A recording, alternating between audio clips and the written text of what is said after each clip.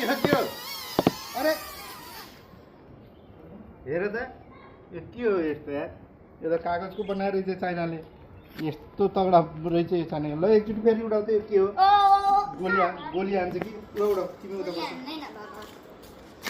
देखा यो fighter plain रहेछ मैले उडाइरा छु है यसलाई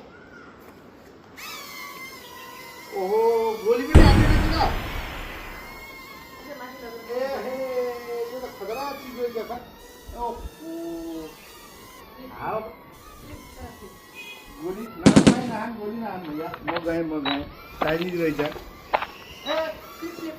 ऊ फेरि पनि हुने रहेछ त्यो त